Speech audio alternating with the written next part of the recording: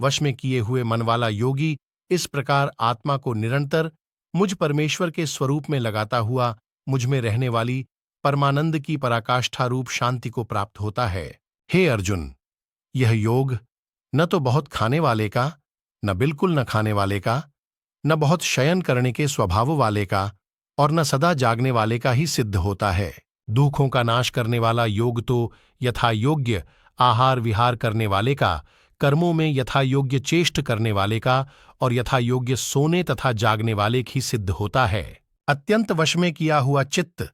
जिस काल में रमात्मा में ही भलीभांति स्थित हो जाता है, उस काल में संपूर्ण भोगों से स्पृहारहित पुरुष योग युक्त 5 ऐसा कहा जाता है। जिस प्रकार वायुरहित स्थान में स्थित दीपक चलाए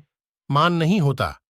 वैसी ही उपमा परमात्मा के ध्यान में लगे हुए योगी के जीते हुए चित्त की कही गई है। योग के अभ्यास से निरुद्ध चित्त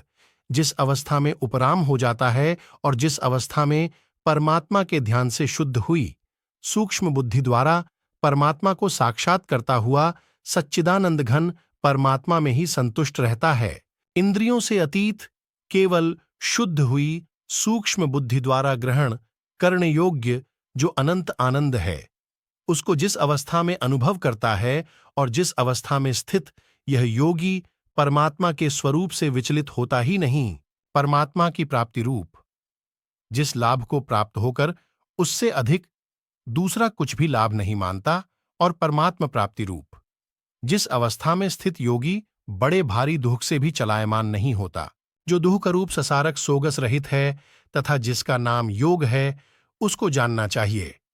वह योग न उकताए हुए अर्थात धैर्य और उत्साह युक्त चित्त से निश्चय पूर्वक करना कर्तव्य है। संकल्प से उत्पन्न होने वाली संपूर्ण कामनाओं को निःशेष रूप से त्याग कर और मन के द्वारा इंद्रियों के समुदाय को सभी ओर से भलीभांति रोककर क्रम क्रम से अभ्यास करता हुआ उपरति को प्राप्त हो तथा धैर्य युक्त बुद्धि के द्वारा मन को परमात्मा में स्थित करके परमात्मा के सिवा और कुछ भी चिंतन न करे। यह स्थिर न रहने वाला और चंचल मन जिस जिस शब्दादि विषय के निमित्त से संसार में विचरत है, उस विषय से रोककर यानी हटाकर इसे बार बार परमात्मा में ही निरुद्ध करे।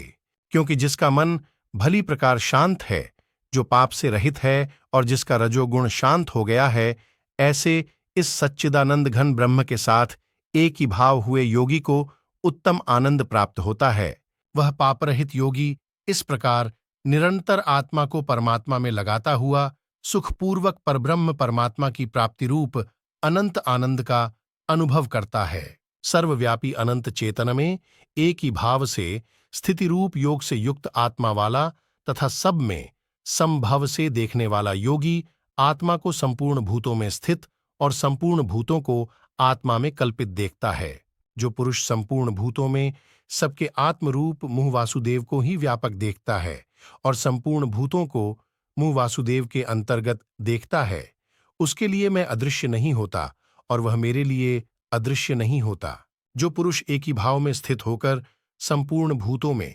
आत्मरूप से स्थित मुझ सच्चिदानंद घन वासुदेव को भजता है, वह योगी सब प्रकार से बरतता हुआ भी मुझ में ही बरतता है। सुख वा याद वा दुख स यागा परमा मतः। हे अर्जुन, जो योगी अपनी भांति संपूर्ण भूतों में सम देखता है और सुख अथवा दुख को भी सब में सम देखता है, वह योगी परम श्रेष्ठ माना गया है। अर्जुन बोले, हे मधुसूदन, जो यह योग आपने संभव से कहा है, मन के चंचल होने से मैं इसकी नित्य स्थिति को नहीं देखता हूं, क्योंकि हे श्री कृष्ण, यह मन बड़ा चंचल प्रमथन स्वभाव वाला, बड़ा दृढ़ और बलवान है, इसलिए उसका वश में करना मैं वायु को रोकने की भांति अत्यंत दुष्कर मानता हूं।